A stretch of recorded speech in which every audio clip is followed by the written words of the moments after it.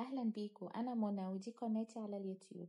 هقدم لكم وصفات لذيذة ومختلفة إن شاء الله تعجبكم. ما تنسوش تشتركوا في القناة وتفعلوا زر الجرس. وصفتي اليوم هي البغاشة، لذيذة جدا وخفيفة ومكوناتها بسيطة. ناس كتير عارفاها، لكن أنا هقدمها النهاردة بتكنيك مختلف، بطريقة هتطلع مورقة وأظرف بكتير من اللي ناس كتير عارفاها. كوباية معيارية دقيق، معلقتين متوسطين سمنة، وبيضة، وذرة ملح، ومعلقة نشا صغيرة، ونص معلقة صغيرة سكر. في بولة عميقة هننخل كوباية الدقيق وبنضيف لها النشا، بنضيف معلقة من السمنة، والمعلقة التانية بنخليه على جنب، ده هنستخدمه أثناء فرد العجينة. بنضيف السكر ونضيف ذرة الملح. طبعا السكر دوت بيدي لون حلو أثناء التحمير وكده. في النتيجة النهائية بنفرك بقى كويس قوي الدقيق مع السمنة، بحيث ان كل دقيق يتغلف بالسمنة كويس، ونوصل للنتيجة دي تكون حبات رملية بالشكل ده. بنضيف البيضة ومضاف لها الفانيليا، ونبدأ نعجن. وطبعا على حسب العجينة ما احتاجت سائل تاني بنضيف لها مية، بس بنضيف المية معلقة. احنا بنكون عندنا ربع كوباية مية، وبنضيف أثناء العجن معلقة حسب ما العجينة عندي تحتاج. العجينة عندي بتكون مش يابسة ومش طرية. العجينة هنا زي ما احنا شايفين، طبعا في دقيق لسه والعجينة يابسة. بضيف مية وبعجنها تاني، ولازم اعجنها كويس لمدة مثلا 3 ل5 دقايق، اوصل لقوام الناعم دوت، واغطيها وبسيبها ترتاح حوالي 10 دقايق مش اكتر. العجينة عندي بعد ما ارتاحت ابدأ افردها. برش طبعا رشة دقيق خفيفة زي ما احنا شايفين، او رشة نشا، او ممكن دقيق ونشا. المهم تكون طبقة خفيفة جدا عشان ما تبقاش طبقة عازلة.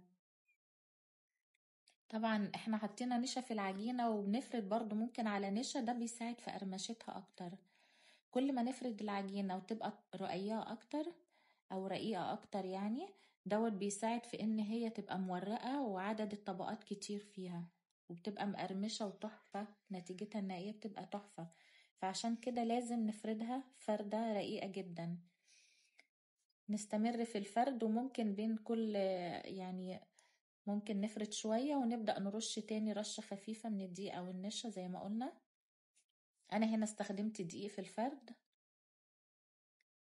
وافردها تاني. استمر في الفرد لغاية ما اوصل للسمك الرقيق جدا.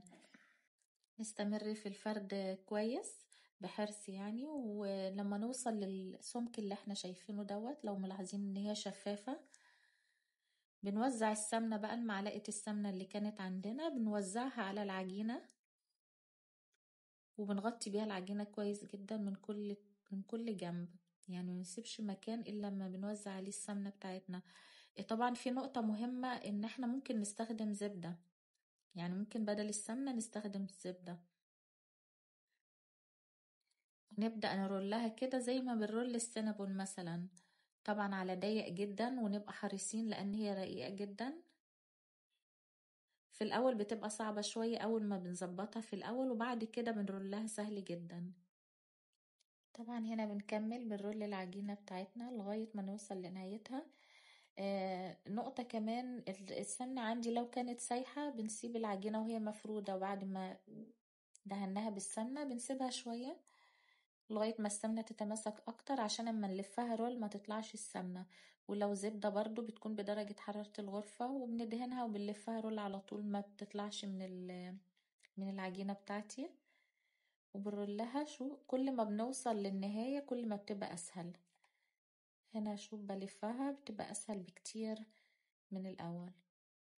طبعا بنقفلها تماما، بنضغط عليها ضغطة خفيفة، وبنقفل الأحرف بتاعها، وبنضغط عليها ضغطة خفيفة عشان نطلع منها أي هواء زي ما انتم شايفين كده.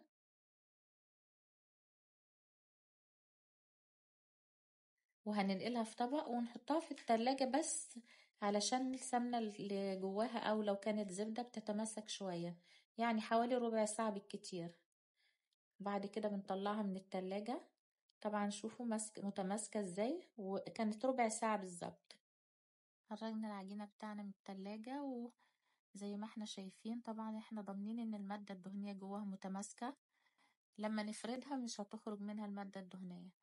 وبنقطعها قطع، مش هتفرق القطعة دي كبيرة صغيرة، لأن احنا بنفردها تاني وبنبدأ نقطعها تقطيع بعد كده متساوي زي ما احنا عايزين، وبنغطيها.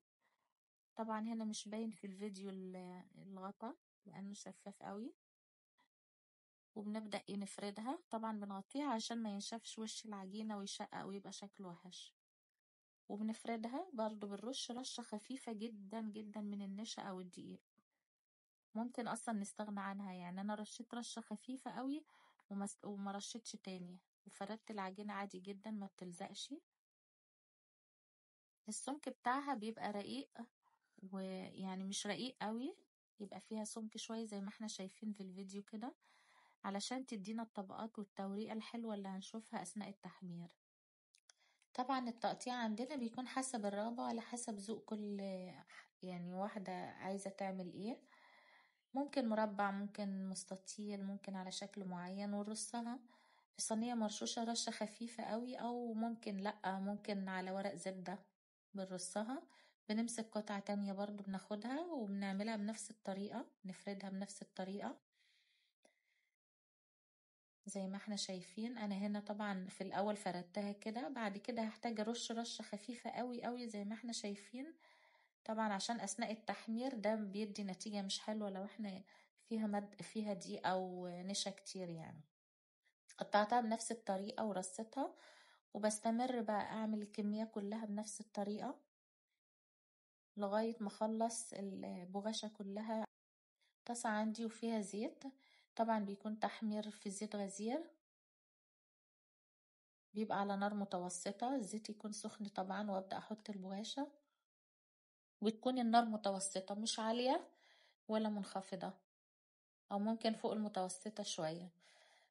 وابدأ احمر البغاشة، اول ما بحطها بتبدأ تنتفخ زي ما احنا شايفين،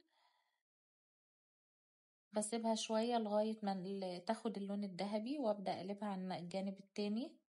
طبعا بصبر عليها شوية وابدأ اقلبها. لما نقلبها على الناحية التانية بيبقى اللون الذهبي الفاتح. طبعا اثناء التحمير بحرك الزيت بالمعلقة فوق البغاشة بالشكل دوت بيساعد في انتفاخها اسرع، وبتبقى جميلة جدا منفوخة، عاملة زي المخدات كده بالظبط. يعني بيسموها مخدات العسل، البغاشة بيسموها كده. طبعا بنطلعها من الزيت وبنضيفها للشربات البارد.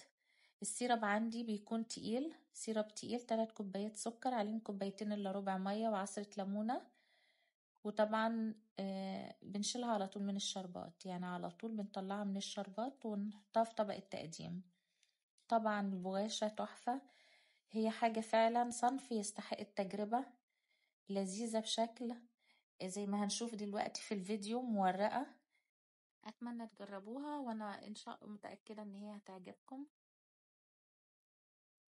شايفين، أنا عايزة تشوفوا التوريقة بتاعتها، شوفوا لمعة ازاي وتحفة، مقرمشة من بره ومن جوه، وطعمها خفيف ولذيذ جدا. إن شاء الله تجربوها وتعجبكم، وأشوفكم إن شاء الله في وصفات جديدة.